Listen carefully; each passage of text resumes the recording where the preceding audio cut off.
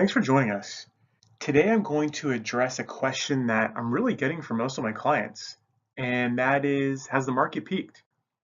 Before I dive into it, the truth of the matter is that no one can time the market. The economy is on strong footing, and recessions are a product of excesses, not necessarily time. However, 9 years is a long time for an economic recovery. No matter your personal outlook, it is prudent to be proactive now and get ahead of the game. Take key steps before your portfolio is subject to the unnecessary losses that can compromise your retirement goals. Through the end of 2017, the S&P 500 has returned a staggering 295% since March of 2009. Throw in dividends, and that return is over 330%. Economic fundamentals have clearly improved. Corporate tax reform should boost profits, and there's no doubt that that has the potential to keep this run going. But future returns are predicated on current valuations. The market does look fully valued. Throw in the fact that while improving, the US economy is still growing below long-term averages. That should have you questioning if such a staggering return is sustainable. Remember, volatility is not a bad thing. Ups and downs are part of investing, and lower future returns can still be positive returns. It just means you need to prepare. It's not time to abandon stocks, simply to readjust and take proactive measures to remove unnecessary risk. Here's the challenge facing today's investors. The average 62-year-old needs to have saved 29 times their annual expense needs to confidently retire. Why is that? Because you need to combat the impacts of inflation, rising longevity, and lower sources of guaranteed retirement income, such as pensions or even Social Security. That can be a daunting number, and the truth is that selling all of your investments to sit in cash is not going to get you there. Neither is moving everything into CDs or other low-risk fixed income investments, especially in this world of low interest rates. What I'm going to show you is 6 steps that you can take now to protect your assets. Remember, preventing losses are important, but not having enough growth in today's world is an equally important risk that can lead to you outliving your assets. Losses are part of investing, but I'm going to show you how to minimize the magnitude of those losses, smooth the ride, and ultimately maximize retirement sustainability. So let's get to step number 1. It's not time to abandon stocks, but just simply reposition and dial back the risk. Timing the market is a fool's errand. Many investors give in to fear and buy and sell at the wrong times. For the 20-year period ending in 2016, the S&P 500 had a total return of 8.18%. However, if you try to time the market and happen to not be invested on the single 10 best days over that period, your return fell to 4.49%. If you miss the top 20 days, that return falls to 2.05%. As investors, we often get emotional and sell after a bad day in the market. Why is that a problem? Because 6 of the 10 best days occurred within 2 weeks of the 10 worst days in the market. The consequence of getting emotional and trying to time the market can be devastating. According to a study by Dalbar, which tracks mutual fund inflows and outflows, the average retail investor for the 20-year period ending in 2015 had a 2.1% annualized return. That's barely keeping up with today's inflation, and certainly not providing enough growth to solve today's retirement challenges.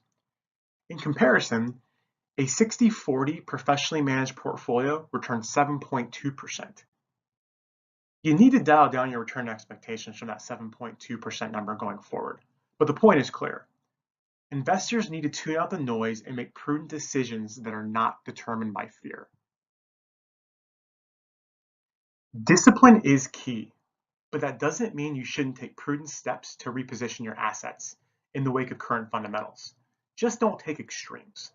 For our clients, we have been repositioning our stock exposure towards dividend growth-oriented securities. These are companies that pay a dividend and have a history of growing that dividend over time. In our opinion, there are embedded quality characteristic advantages to companies that have a history of growing their dividend.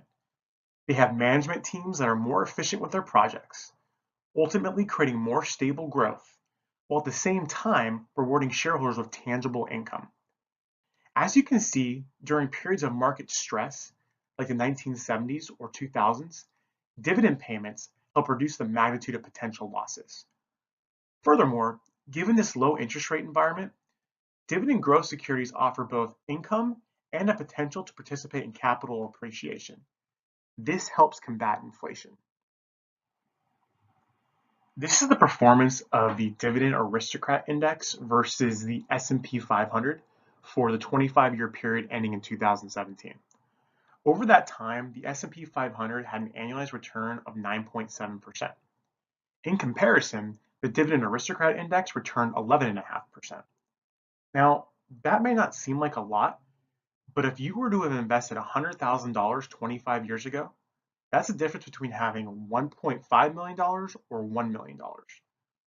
Now, the magnitude of this outperformance probably is not sustainable, but the fundamental characteristics of dividend growth securities help solve the dilemma between maintaining exposure to growth-oriented assets while also reducing potential risk.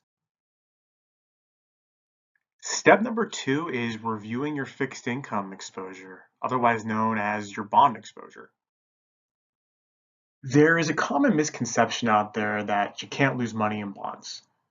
Fixed income should represent stability in your portfolio by generating stable, predictable income, a complement to your more volatile, growth-oriented assets that help combat inflation. But there are two primary risks that can cause you to lose money in bonds. The first risk is credit exposure. Many investors own mutual funds that might say strategic income or tactical income or multi-asset class income. The goal of these funds is to maximize income, and they can be especially appealing in this low interest rate environment. They can be great investments, and whether you own them or not, there's a fundamental truth to be learned. For many of these funds, over 50% of what they own might actually be comprised of assets with equity-like risk. For example, they might own stocks, preferred stocks, or junk bonds. So why is that a big deal? Look at what happened to high-yield corporate bonds, otherwise known as junk bonds, during the financial crisis. They were down 22.8%. In comparison, the investment-grade bond market was up over 8.5% over that time. There's nothing wrong with owning these assets. In fact, they should be part of a portfolio. But just understand the risk, and more importantly, understand what you actually own. If you think these assets represent the low risk part of your portfolio, you might unknowingly have much more risk than you think. The second risk in fixed income management is interest rate risk. Bond values fall when interest rates rise, and the Federal Reserve is committed to increasing interest rates. As inflation creeps up, there is a concern that the Federal Reserve could increase rates even faster. Look at what happens to a 30-year Treasury bond if interest rates were to increase 1%. The total loss of that bond could exceed 15%. If you hold a bond to maturity, then that's only a paper loss. But most investors own their exposure through a fund. If you have to sell that fund to take the necessary distributions to cover your expenses in retirement, that's a real loss and a big risk when this is considered to be your safe investment. The good news is that you can control your interest rate risk through duration management. In its simplest form, it just means that shorter maturity bonds have less interest rate risk than longer maturity bonds. Duration helps you measure the extent of that risk. Bond mutual funds list duration, and by emphasizing a shorter duration in a rising interest rate environment, you can control and reduce that risk. Step number 3 is incorporating alternative assets. What is an alternative asset? Well, it's an asset where its performance should be non-correlated or independent to that of traditional assets like stocks or bonds. Alternatives have been out of favor over the last 9 years because why hedge your bets during a bull market? What we have here is the 15-year performance through 2016 of a portfolio of global stocks and US bonds versus one that includes alternatives. As you can see, the portfolio with alternatives had a higher return with less risk. Why is that? Well, one of the alternative strategies in this analysis is managed futures, which is a momentum-based alternative. Look at its performance in 2008. It was actually up 23% when the stock market was down 37%. That's the purpose of alternatives. They move in a different direction as stocks and bonds. So when you blend all these assets together, you improve your returns per comparable level of risk. Another characteristic of alternative assets is that they can actually generate positive returns in times of increased market volatility. The fundamental strategy of alternative investing is long short. Imagine you are a portfolio manager that invests in the S&P 500. You rank the stocks from 1 to 500 based on quality and value characteristics. A long short manager may short the lowest ranked stocks by borrowing them from a broker, then selling them right away. He then takes the proceeds to buy or go long the stocks that were ranked highest. After a certain amount of time, the manager has to repay the shares borrowed. But he is not repaying cash, he's repaying the actual shares. If the longs outperform the shorts, positive returns are generated without actually being exposed to the market. Many of the other alternative strategies listed are just different versions of long short. Managed futures, for example, uses momentum instead of value for the ranking system. And instead of stocks, the manager are doing long short strategies on asset classes like currencies or commodities. In the past, gaining exposure to alternatives was exclusive to high net worth private investors. But now we have mutual funds, which gives the retail investor the ability to access. Step number 4 is to incorporate real assets in your portfolio. Real assets are designed to help combat inflation, more specifically, faster than anticipated inflation. As we get towards the end of this economic cycle, you are starting to see wages pick up and infrastructure spending increase. This leads to more consumer spending and puts greater demand on raw materials, which leads to inflation. Inflation is a big deal because it leads your personal expenses to increase and means that you need to generate higher returns to cover long-term distribution needs. Inflation hedge assets include real estate, commodities, infrastructure assets, precious metals, and Treasury inflation protection bonds, which are Treasury bonds where the principal moves with inflation. Another benefit of real assets is that many of them offer high levels of absolute income. And more importantly, they have the potential to increase those levels of income with inflation. Furthermore, remember our 15-year global portfolio versus one that includes alternatives? Well, the one that included alternatives also includes real assets. They offer the potential for uncorrelated returns and further help improve returns per level of risk.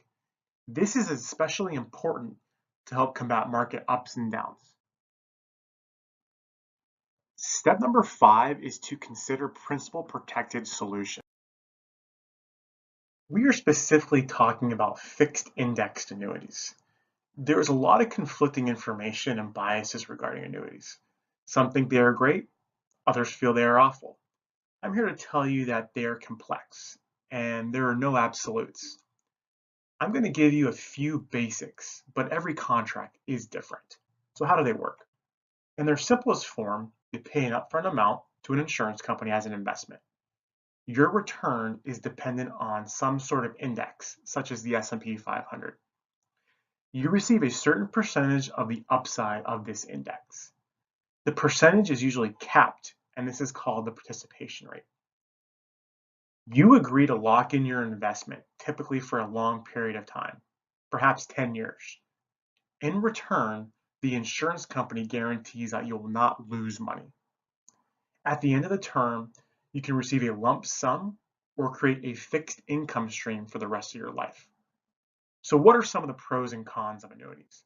Let's start with the cons. One is liquidity.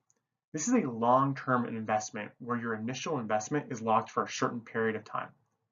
Typically, after the first couple of years, you can take small withdrawals. But if you exceed limits, there is a penalty. 2, the annuity is a product of an insurance company, and there is credit risk associated with their business model.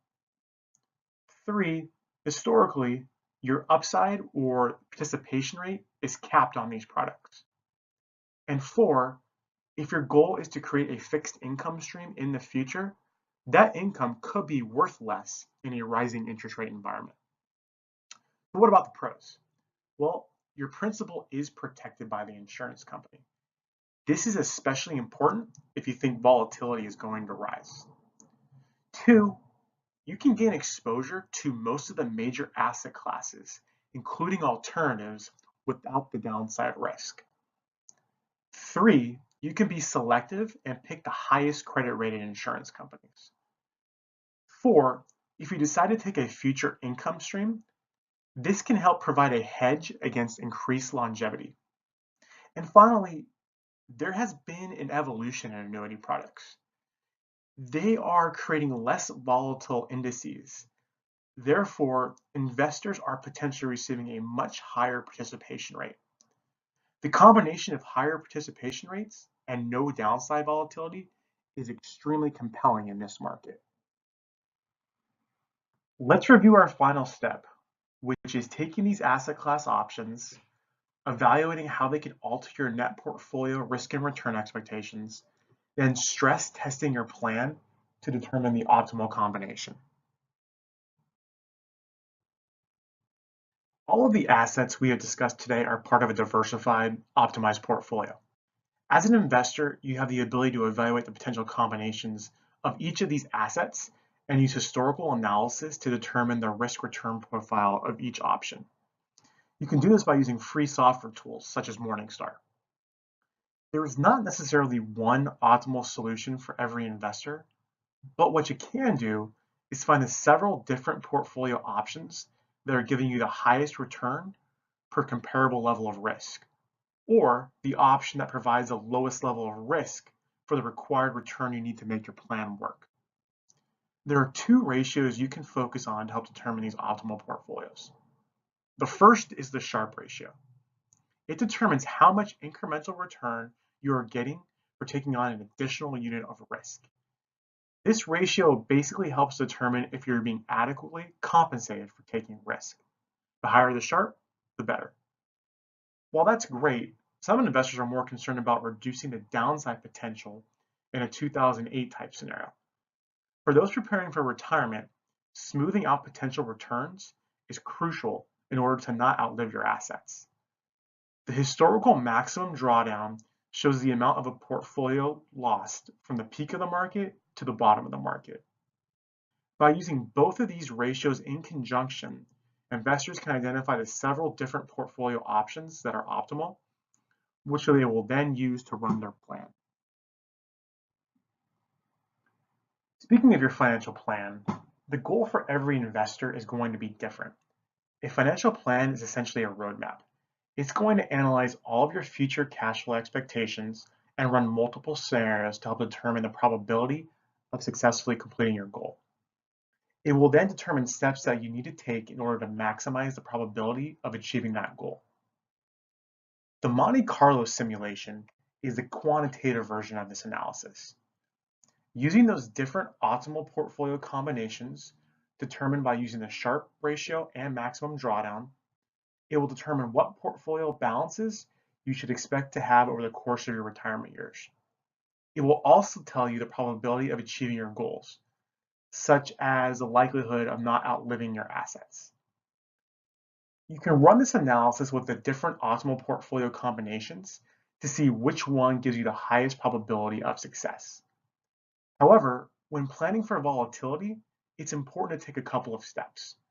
1, instead of focusing on ending balances, emphasize the portfolio combination that maximizes the 10th percentile. That's essentially the combination that gives you the best outcome in a worst case scenario. 2, try increasing your projected expenses to see what difference that can make in the plan. For example, inflation looks to be on the rise, so have your expenses increasing faster every year.